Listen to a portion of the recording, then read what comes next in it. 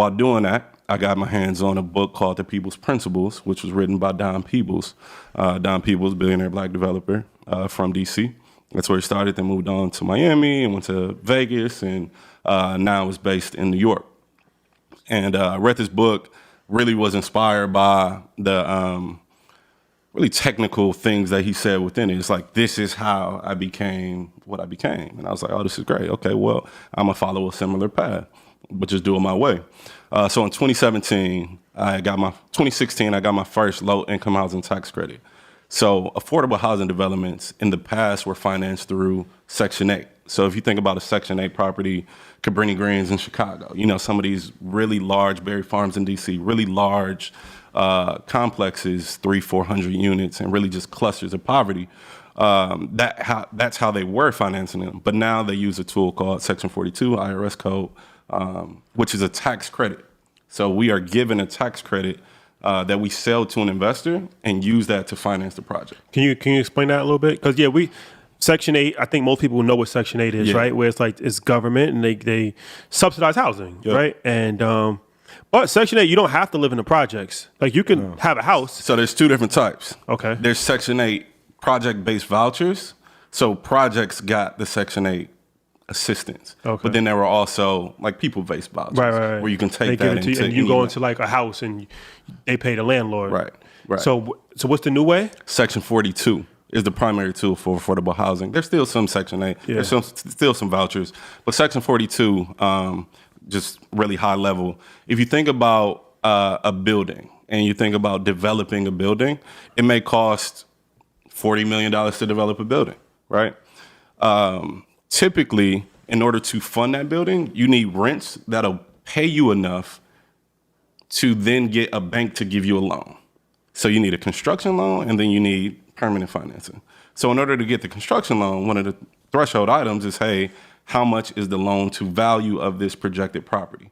So if your value based on rents being at $1,500 a month equates to $40 million, you can then build. Who's doing the assessment of how much each one is worth? Each unit, the market kind of determines that. Okay. So drilling deeper into that, let's say $1,500 per equates to $40 million. Right. Let's say now you're in an area that rents can only be $750 per. Mm-hmm. People still need to live, but we still need additional housing. In order to build that, the government created a tax credit that subsidized developers for the difference. Mm. So if the 750 gives me 20 million, I effectively I'm gonna get 20 million in a tax credit to then make it balance and make it work. So they'll pay you, the developer. They pay the project. So they pay the project. They pay the project. Not you personally, but they fund the project. Yeah. And they allocate a tax credit to the developer to sell on behalf of the project. So they pay the person pays $700 and then $1,000. If it was $1,700, $1,000 is being paid through the tax credit. Up front. Right, okay. And in exchange for the tax credit, you have to restrict the rents for a certain amount of time. Okay. 15 years, 30 years, et cetera. And the rents are like market-based? Yeah, so it's based on the area median income. So that's really like how they determine it. And they have different thresholds. So a 30% unit is like very low income. A 50% unit and a 60% unit is what we would call workforce or affordable housing. And then you have 80% units as well that can be financed through this tax credit. Mm. And that's based on, so take DC, $100,000 area median income in DC, 50% unit is $50,000. If a person makes $50,000 in DC, they can qualify for affordable housing under this threshold. You take 30% of that income divided by 12 months, that's how you come out to the rent amount that you can pay. Okay. So... Okay. Yeah, so that's a little deep. Sorry. No, that's right up EYL. That's what we do. Okay, that's cool. the whole. It's right in line. Numbers, man. Right in line with our content. Yeah, for sure. So you meet Don Peebles, right? Yeah. And how does that go? Yeah. So 2017, I jumped out. He was speaking at a conference in DC, and I was like, I have to meet this guy. So I stood by the door, very tenacious. I'm an ambitious guy by nature, A-type personality. If I want something, I'm gonna go get it, and I wanted to meet him. So I went, introduced myself. I had just received that tax credit. That's why I wanted to get that story.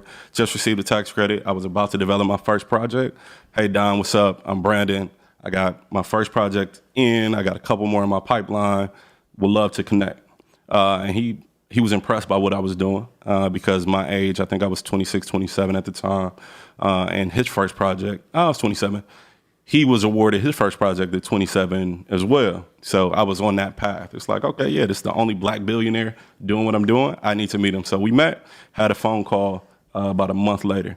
And the biggest takeaway I took from that phone call was he said, work on larger deals. So at that time, my deal was $12.5 million. Mm-hmm. I had another deal that was about $14 million. And I had another deal that was like $7 million. The $14 million deal was a market rate unit. It wasn't an affordable housing development. It actually never went through. I'll talk on that too. But I needed to raise about 1.5 from equity investors in order to finance the project. And you just, go out to folks, get 100,000 here, 250 there, et cetera, et cetera. And he pretty much just put it in perspective for me. He said, I just raised $500 million in New York.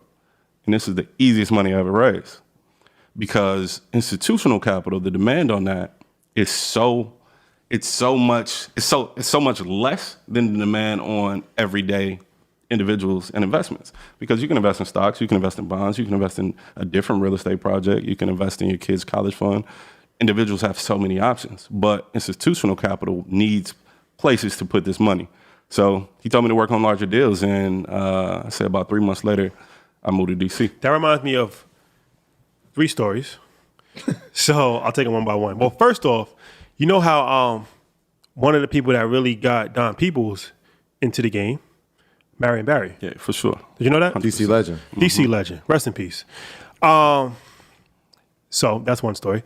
The second story is that what you said reminds me. I watched the interview with Magic Johnson and Maverick Carter. Shout out to both of them. Classic. And Magic told Maverick, he said, the same amount of time that it takes to do a deal for $1 million, it takes to do $100 million. 100%. So do the $100 million. Because it's the same energy. Same energy. It's the same energy. Same process. It's not like you have to do additional energy. It's the same energy output. It's just you're focusing your energy on a small Got to item. level up. Yeah. You can focus your energy on big, 100%. or you can focus your energy on small. Yeah.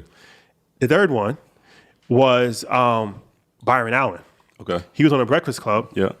And he just said what you said as far as like, especially in institutions, a lot of times they have a problem where they have to spend money. They have to. They have to spend money. They raised it. They have it. Exactly. It has to go They're up. looking they have whole teams devoted to look for opportunities. Right. Which means they have whole teams devoted to look to say, where can I give money away to different deals and how can I position this? Because I have $500 million that I got to do something with. Right. It's just 500.